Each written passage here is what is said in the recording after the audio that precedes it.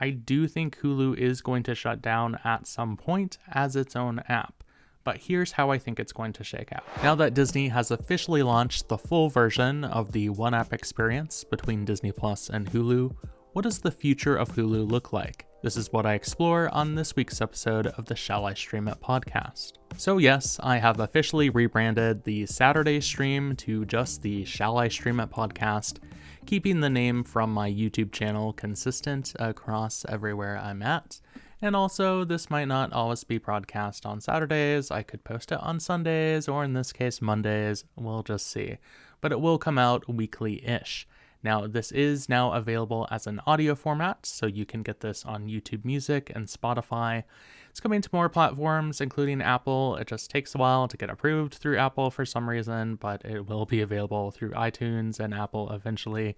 So I would appreciate wherever you watch this or listen to this, give it a rating, give it 5 stars, give it a thumbs up, leave some comments, and subscribe.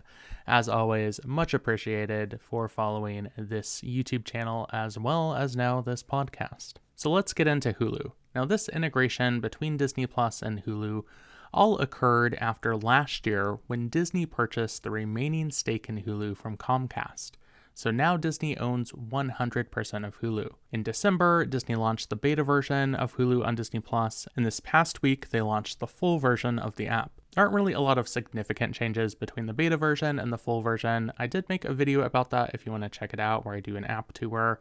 But basically now with the Disney Plus app, if you're subscribed to both Disney Plus and Hulu, you can search for Hulu shows all through the app. Everything's recommended together. You don't have to go to the Hulu hub anymore to see the Hulu shows if you're on the Disney Plus app. Now, this integration occurred a little bit faster than we might have thought. Within days of Disney officially signing the deal with Comcast last year to complete their ownership of the remaining stake in Hulu, they announced this beta version of the integration. So this all happened pretty quickly.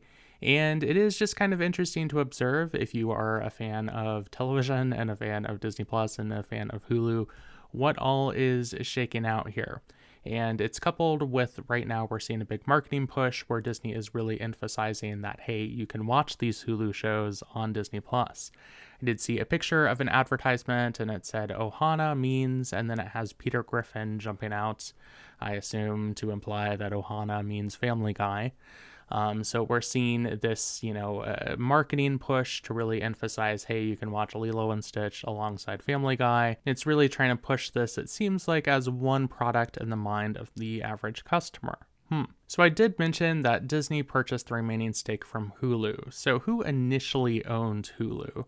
Now, Hulu was launched in 2007. It was initially a joint venture between multiple companies, including Disney, Comcast, and Fox. This was really an interesting time in the mid-2000s because this is when a significant number of people first had access to broadband internet, enough that streaming video was finally taking off. And you would think Hulu was like, them trying to compete with cable or compete with Netflix or something like that. Netflix hadn't really taken off yet either, at least in terms of their streaming. They were first getting set up with that. Really what they were competing with, I saw someone point this out recently and I thought it was interesting, was YouTube. Because at that time, people were getting shows from network television and they were uploading unlicensed versions onto YouTube. So these media companies saw this and they were like, hey, we need to have a, thing to counteract this where we can get a revenue stream from the advertising. So they created Hulu. And you saw this, this working between these different companies, which was a little bit unusual. These rival companies working together. They all kind of had different directions they wanted to take things in. And over time, we saw Disney eventually buy out this stake and that stake, and now they own 100%. Now, one thing that I've associated the Hulu brand with, especially over the past few years, as, Disney launched their streaming service, and Paramount launched their streaming service, and Warner Brothers Discovery launched their streaming services, they began yanking all of their content off of Netflix. And so Hulu was the place where it was like, hey, all of these different companies' brands come together. And that kind of goes with the original vibe with these companies working together to create Hulu. Under Disney's leadership, though, it's kind of transitioned from being this place where it's about different companies coming together to being about essentially just marketed as Disney's brand for their adult-oriented content. So, TV shows and movies that aren't marketed primarily towards children like they would with Pixar or Disney Animation. That's kind of what Hulu has become. And that's really another factor as we're looking at this integration between Disney Plus and Hulu, considering what the future might look like for Hulu. Now, what's interesting is as Disney Plus launched in all of the countries across the world, you might not realize this if you are in the US, but everywhere else, pretty much, in Canada, in the UK, in Latin America, Disney just incorporated all of their content from their adult-oriented brands all together through the Disney Plus app. And the brands that they used for the international markets was Star. So essentially, they're treating Hulu the way that they treat Star across the world through the Disney Plus app. It's all together. They just have the separate little branding for the, general entertainment content that is under like Pixar or Star Wars or Marvel or things like that. This is also happening amidst a consolidation in the industry right now. So we are seeing a lot of different streaming services merge together and companies decide, hey, we don't want to have like 2 or 3 different streaming services. Let's have one streaming service. It also behooves these companies to get people to watch their content for a longer period of time. One of the things that they can then pitch to advertisers is the length of time that people spend on their platforms. As someone who creates content on YouTube, I also have to worry about average watch time. That's something that affects the income with your channel.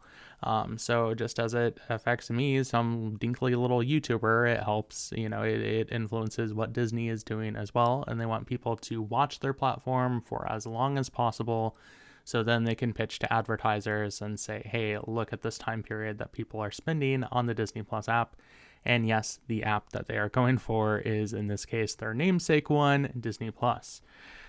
So looking at some of the other examples of what's going on in the industry right now, we've seen with Paramount, formerly known as CBS Viacom, they have seen an integration between Paramount Plus and Showtime.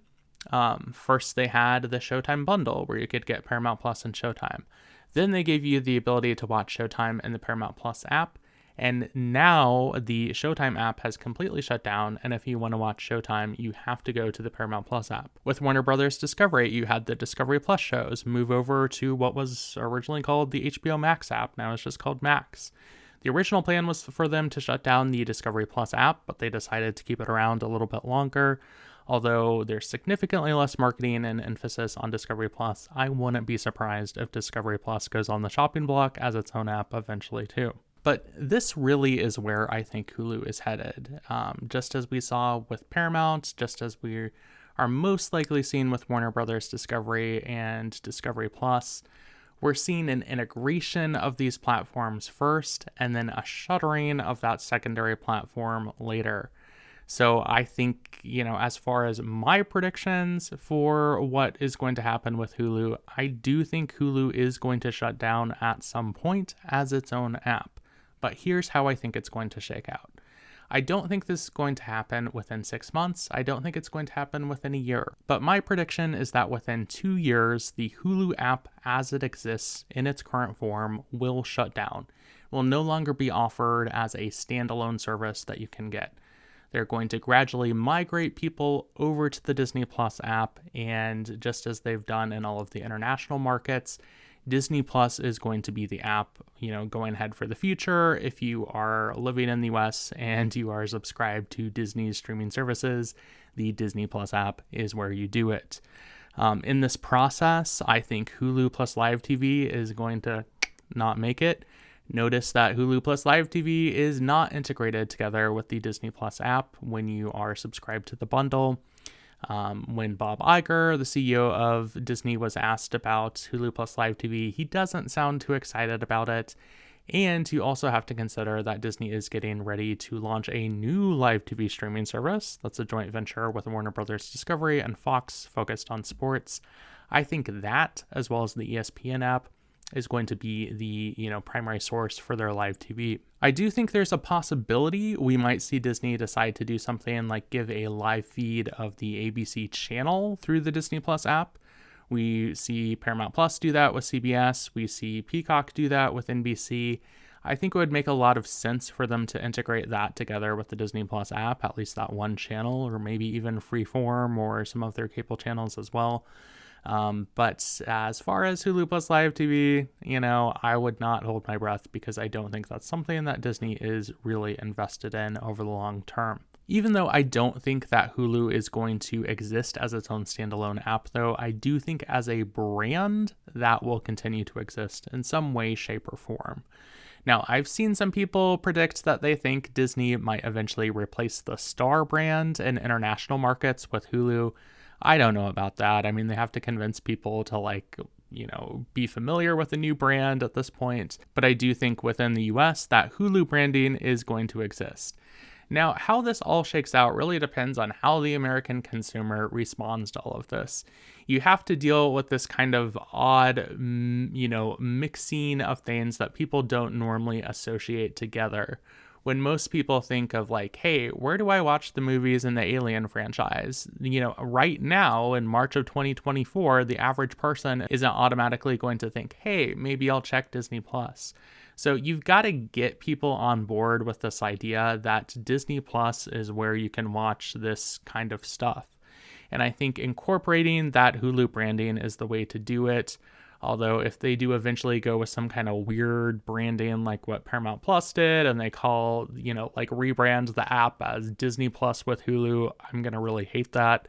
But I do think that Hulu branding is going to be their ticket to getting people to associate Disney Plus with more than just Mickey Mouse and Pixar. But what do you think? For all of you that are watching or listening, what do you think the future of Hulu is going to look like? Am I right? Am I wrong? Let me know. I would love to hear your thoughts. This marks my first official week diving into an audio format with this podcast. So let me know your thoughts on that as well as I go along. I am going to be, piloting out different formats, tweaking this as I go along, incorporating things like interviews and all of that good stuff. When I was calling this the Saturday stream at the end of the episode, this would be when I would go into the streaming charts. I don't know how that's going to work in an audio format. If you don't actually see the streaming chart on the screen, is that as compelling? So I'm going to not do the streaming charts on this episode. If you want to see that back though, let me know. And I'm also going to be working on my audio equipment here. I know there's some feedback that I've had from some people if I don't make it loud enough. There's people that say it's not loud enough. If I adjust the gain too much, then it starts to sound like a drive-through speaker. So I am recruiting the help of some people who know way more about audio equipment than I do to give me some assistance and feedback. But if there are any audio people that are very familiar with podcasting audio that could give me some tips, I would much appreciate that too. So going to try to get you the most crisp and clear audio that I can. And I want to thank everyone for helping me along this journey as we grow along with the Shall I Stream It podcast. So as always, thanks everyone for watching, and I will see you next week.